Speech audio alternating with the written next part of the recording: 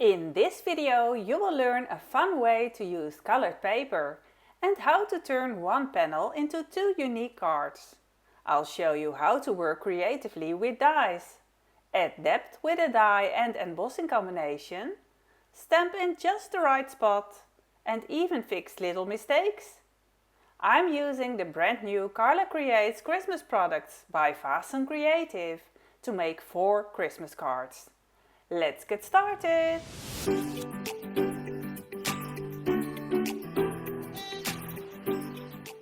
Hello, it's Sis Volk! Time to enjoy card making with me! Ho ho ho! It is time to make more Christmas cards! So I will be using these dies for my Christmas cards today and also the number dies, which are also very useful for birthday cards. In the Carla Creates by Fasten Creative Christmas release are so many lovely colored papers. Today I will use them for a colorful and fun technique. If you combine a few colors, you get a nice color scheme that you can use to make a fun series of cards. In a previous video I made 2 cards with the green and gold color scheme on the right. The colors that are left, you see them on the left. They also fit well together.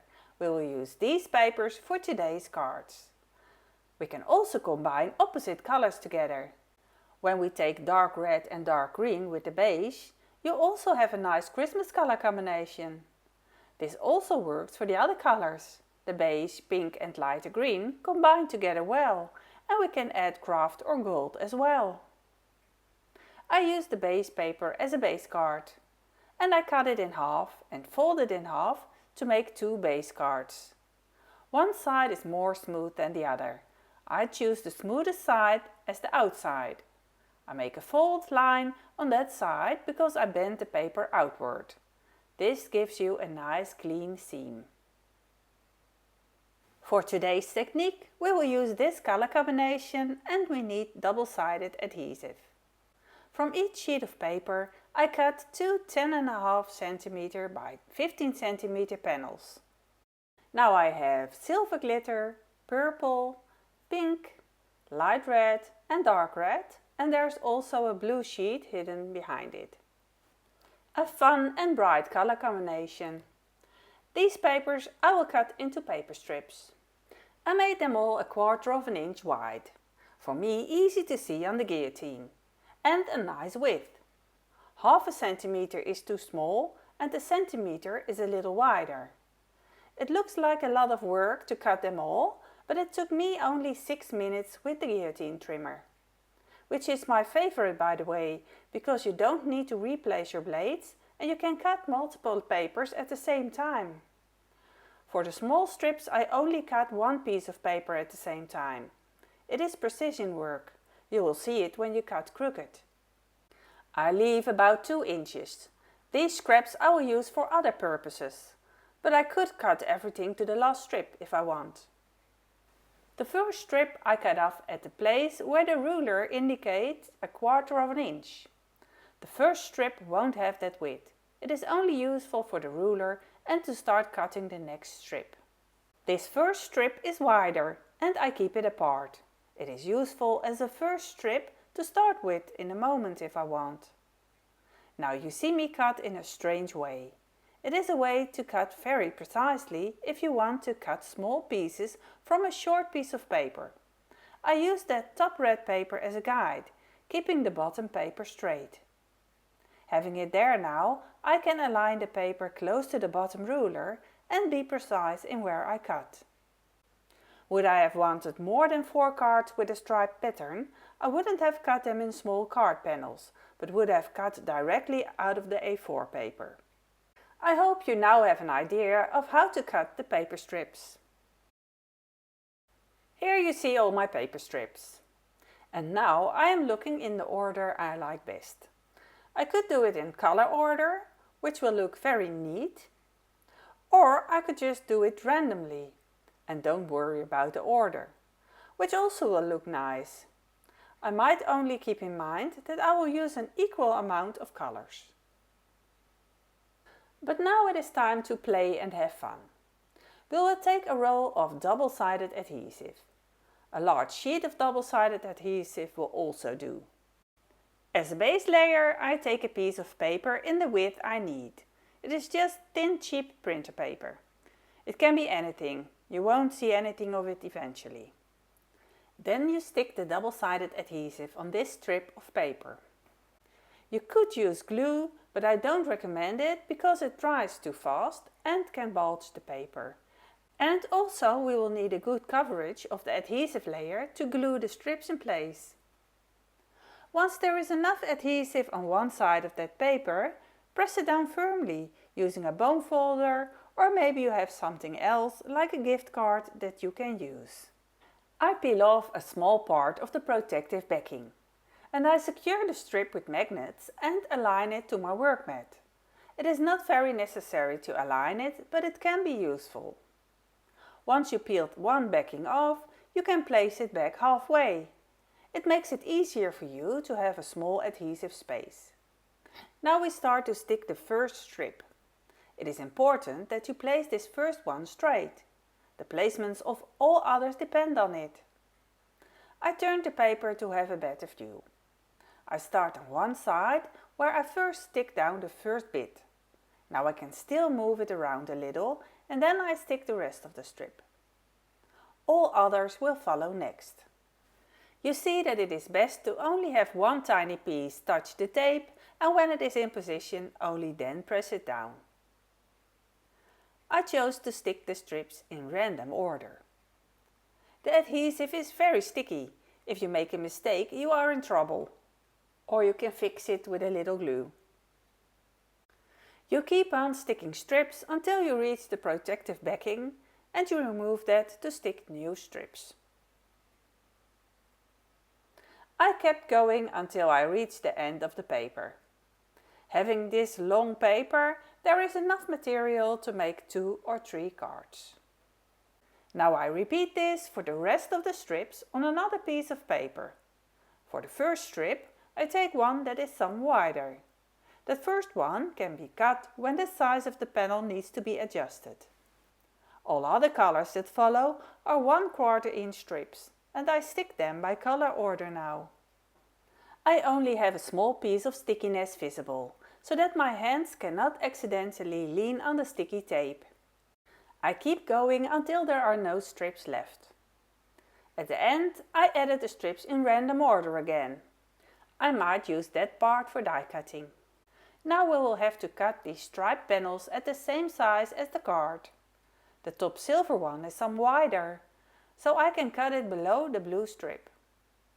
I cut using scissors in purpose. You see that somewhere I went wonky, but if I use this left part you don't notice a thing. The piece I cut off didn't go to waste. I used it to die cut the ho ho ho letters. Cutting as much as possible seemed smart, but it would have been better to place the dies exactly where I wanted to stick them on the card. That way the striped pattern would have matched up perfectly. Now I just hope they line up well enough. There are lots of dies in the Christmas set to add to the card. First I lay down the sentiments I want to use and see if it all fits. I noticed there's both an ampersand and the word "and". So handy that we can choose whichever fits best. Next I cut the sentiments out of black cardstock and also ones out of silver glitter paper. The black will function as a shadow layer and make it sturdy. I adhere a layer of double-sided tape on both sides of that black paper. Also the ho ho ho will be cut out of this black paper. Once the protective layer on the front is removed, I can adhere the striped die cut on top. I do the same for the silver glitter text. Just sticking the panel on feels a bit bare. I'd like to add something next to it. To do that, I mark the width of the striped panel with a pencil. My T-ruler helps me to check if it is straight. Now I'm using my stamping platform to stamp a dashed line. I place the stamp on the pencil line and pick it up with the lid of the stamping platform. Then I stamp it with Lumberjack Plate Distress Oxide ink. I leave the stamp in its position, shift the paper to the left and stamp the rest of the line. For the bottom line, I clean the stamp, pick it up again with the lid and stamp on a new place. Again I leave the stamp in its position, shift the paper to the left and stamp the rest of the line. Once the ink is dry, I can erase the pencil line. In case you wanted to know, this striped stamp is from the Guinea Pig stamp set. When I glue the panel to the base card, I stick it on top of the stamped line, so you now only see one stitched line. I place the ho ho ho in line with the lines of the stripes on the card panel. The protruding part of the panel I cut off, in this case that first strip that was wider than the rest. I really like these colors and these nice sentiments. And I have more to show you. I have enough striped paper now to make 2 more cards at least. I want to have the card base visible, so I want to cut the striped paper some shorter and make a border. I roughly mark the spot where I want to cut and just leave the paper like it is. I will adjust it later. This striped panel I will emboss now with the Stars embossing folder. In the die set is a matching star die. We can cut a star out of the panel and plant it on the same spot as the embossing. Place the panel on the raised part of the embossing folder. Then you search for a big star on the embossing pattern that you want to cut out. You can also turn the embossing folder and see if another star is more to the left or another place you need. Because this star pattern is very random, it is best to measure before you cut. You can place the star on the embossing folder and stick some tape under the die, sticky side up. I also temporarily tape the panel in place. When you close the embossing folder, you can pick up that die. The sticky side of the tape will hold onto the paper if you press it on. You can check if the position of the die is good enough and then you can die cut that star. Look how clean this star comes out. And that embossed edge just makes it pop. Now we can place that die cut star right on top of a matching star in the embossing folder. It lines up perfectly. To be sure it doesn't shift, I place some temporary tape in the corners. When we emboss this panel, the star will pop. Look how beautiful this is. I cut off the edges and measure how much I will have to cut off for a nice border. I fold the panel to test how it will look if I cut a part off, and how much space there will be left to stamp a sentiment. There are too many possibilities. I would also like to add die cuts with the year on them. For cutting the horizontal side of the panel, I cut along the folded paper strip. That is easier for cutting in the seam exactly than with a paper trimmer. Even though it feels like a shame to cut into this pretty panel, it actually gives me the chance to create some fun variations. I use the part I cut off. And if it still looks good after die cutting, even the leftover bits might come in handy. I die cut an extra layer behind the numbers to give them more strength and dimension. I chose a sentiment that can fit in between the embossed paper and the year 2026. There are lots of ways to be able to stamp it straight. I now have a quick solution. I just eyeball where the border of my embossed paper will be. Because of that, I also see I adhered my stamp skew to this clear block. I mark a spot where I want the sentiment. I want to heat emboss my text, and that is why I use the anti-static pouch with talcum powder. The text I stamp with Versamark ink. I aim the text in between the marks I drew. Silver embossing powder is a perfect match to fit the silver glitter paper. Ask your questions in the comments below if you want to know more about heat embossing. When the heat embossing cooled down, I carefully erased the marks. I attached the embossed panel to the card base using foam blocks. This raises the card panel, creating a nice shadow behind the die-cut star. The numbers have double-sided tape on the back. I peel off the backing and place them approximately where I want them. Then I grab my T-ruler and of course I should have used it from the beginning, but no worries, I can still move the numbers because I have not pressed them down yet. I tape the ruler to the workmat to keep it in place and align the letters. Starting with the outer ones makes it easier to space them evenly. Here you see 2 finished cards, but stick with me, I still have 1 striped panel left and I can use it to make 2 more cards. I cut off as little as possible. The leftover bit can go inside the card as a decoration or even on the envelope. From this striped panel I cut a circle using a die from the Carla Creates by Vasen Creative Christmas collection. I taped the circle die to hold it in place.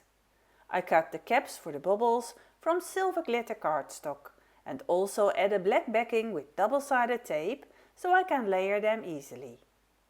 There is quite a bit of pressure in the die-cut machine due to the layered striped paper.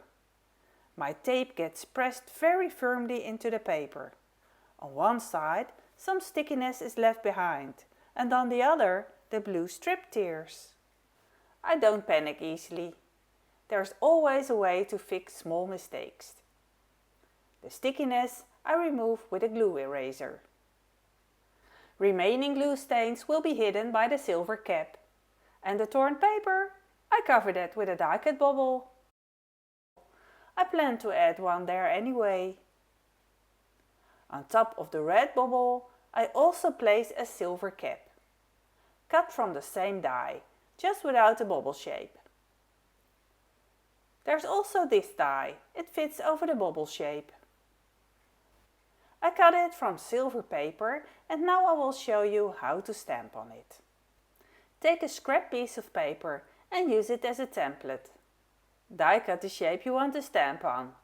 Not from this paper, but using this shape cut out of some other paper. You will need a stamping platform. Place the template in the platform and position your stamp in the cutout space. Eyeball it to make sure it is centered. Pick up the stamp with the lid. Now stamp on a scrap paper in the corner of the platform. Then place the template back in the platform. Check if the stamped image aligns. If not, reposition the template. Once this placement is right, leave the template where it is. You can also leave the test scrap underneath. I removed it because I wanted to get use out of my sticky mat. And because I had placed the template in the corner, I was sure it was positioned on the right spot again. You can place your die cut in the gap and stamp it. You can stamp as many die cuts as you need in one go. Because it keeps in place, you can stamp multiple times on the same die cut. I will show you that you can place your template anywhere you want. Or place the text wherever you want and then move the template until it fits the text. Secure the template so it cannot move and insert the die cut you want to stamp. Now you can stamp as many text strips as you want in one go without having them misplaced. And because it is in the template, you can easily stamp multiple times on the same spot. I had to stamp several times for a crisp result. Better to stamp lightly multiple times than press hard once. The image turns out much better if you avoid pressing too hard. This sentiment is ready for heat embossing. How easy is this technique when stamping with Versamark ink? The die cut is too small to hold to make it anti-static. And Versamark ink is transparent, so you cannot see where to stamp. Also, you might want to stamp twice on the same spot. That template is perfect to use over and over again.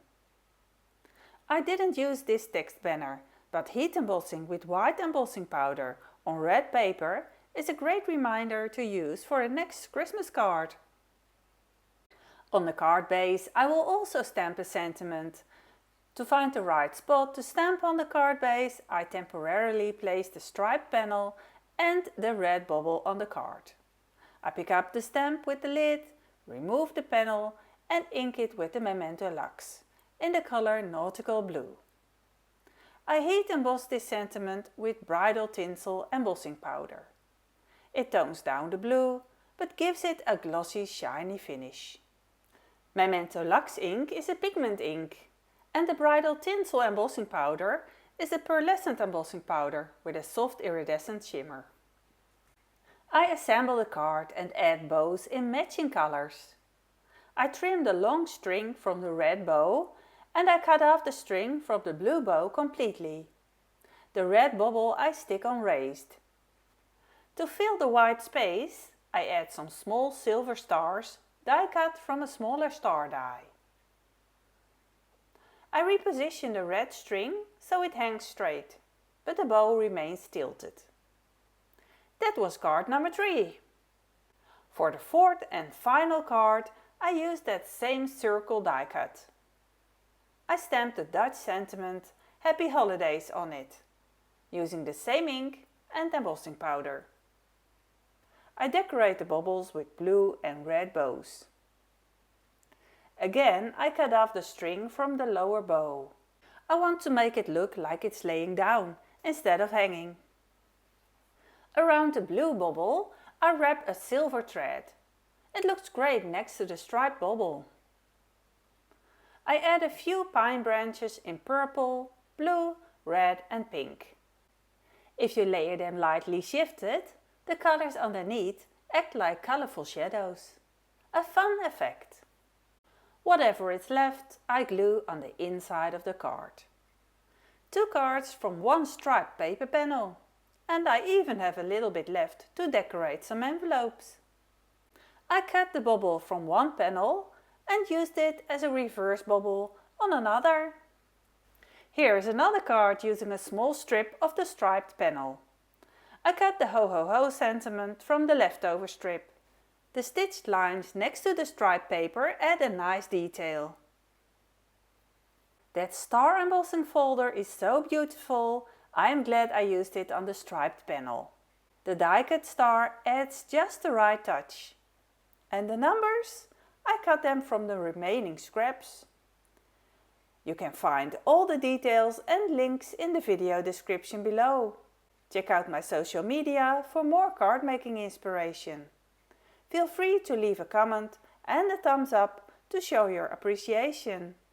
Tag me @SisVolk and use hashtag inspired by SisVolk on your creations. I would love to see what you made and share your work. Have a nice day. I will see you next Monday. Bye bye.